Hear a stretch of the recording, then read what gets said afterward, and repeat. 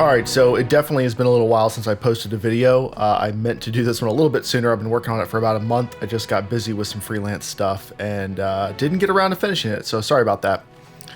Today I'm combining both the Potato Masher and Potato Masher Pro's comparisons of Gears of War 5 into one video.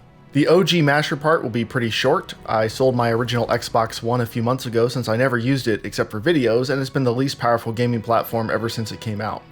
Except for when a game is broken on PC like Forza Horizon 3 was, the Xbox One has never won a comparison test. So, for Gears of War 5, we'll spend a minute talking about how it runs on the Potato Masher, and then spend a lot more time talking about the Masher Pro and X1X. Specs for both machines are in the video description, and let's get to it.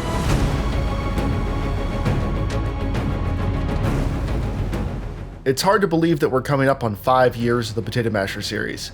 At this point, I treat the Masher like I treat my original PS4 or my knees. I'm just glad they still function and can forgive a lot. That said, there does appear to be one significant bug. Textures stream in for a few seconds when the game first loads, which is common in plenty of games, and this happens on every platform on Gears of War 5, but on the Masher they appear to stop streaming in at the lowest quality setting. I've tried restarting, new drivers, and every texture option, but at least when I recorded, the issue was there. Maybe a GTX 760 isn't really supported, or there's some bug that'll be found and fixed, but that puts a damper on what's otherwise a very well optimized game.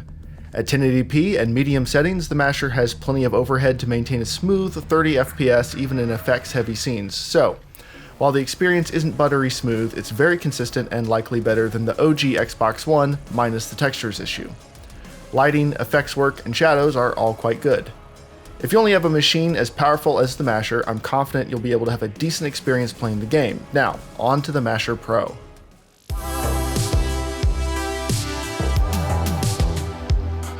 Expectations for the Potato Masher Pro are a lot higher. I'll admit to being a little nervous when it was announced that Gears was targeting a 4K 60 FPS experience on the X1X, but as usual, there's a heavy helping of dynamic resolution scaling assisting. And I completely agree with that approach. I've now been gaming at 4K for well over 5 years, and good resolution scaling makes a huge performance difference with usually a light trade-off in visuals that still lets me look down my nose at the 1440p peasants while stringing my 1080 Ti along for another year or two. However, the GTX 1060 in the Masher Pro has a much harder task if it's trying to deliver a 4K 60 FPS experience.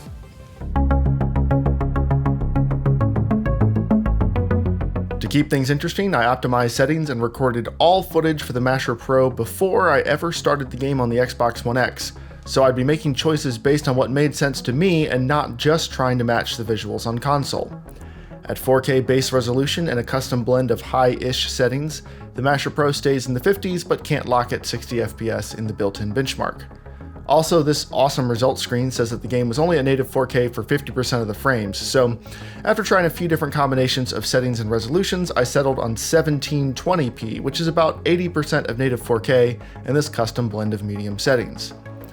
You can see that the game is running at the new native resolution more often, but still not all the time.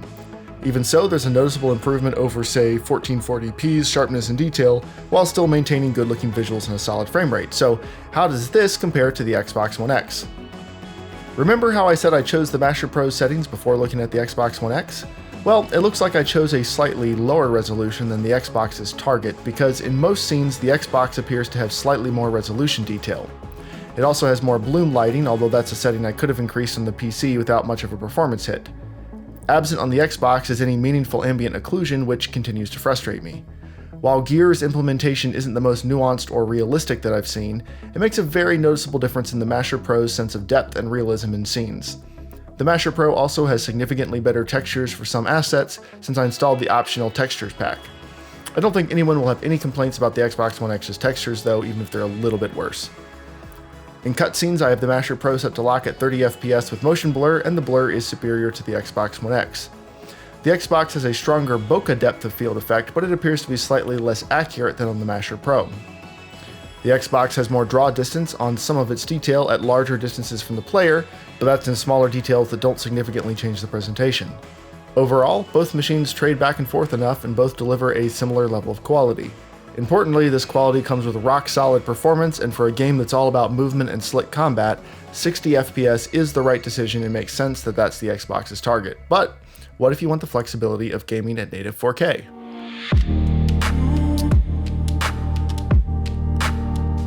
At native 4K base resolution, whatever that means these days since it can still scale the resolution, the Masher Pro easily maintains very high settings at a locked 30 FPS.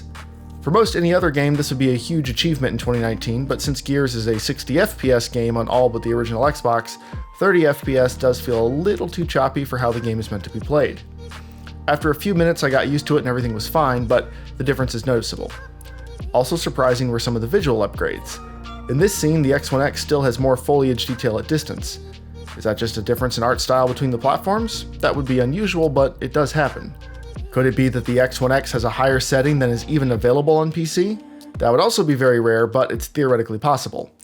I think the more likely situation is just like the regular Masher experienced some loading or asset streaming issues that could still be present here on the Masher Pro, it's just that the overall scene looks good enough that you wouldn't otherwise notice. This is going to be a weird transition, but...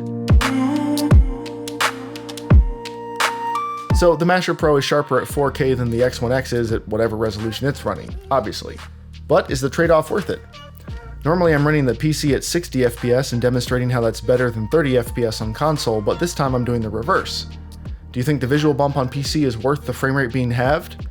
I don't, but personally I have a G-Sync monitor, so I would just run the game at 40 to 50 FPS in this situation and not worry about it. For regular monitors, I'd probably drop the resolution and visual settings to get the frame rate back up to 60.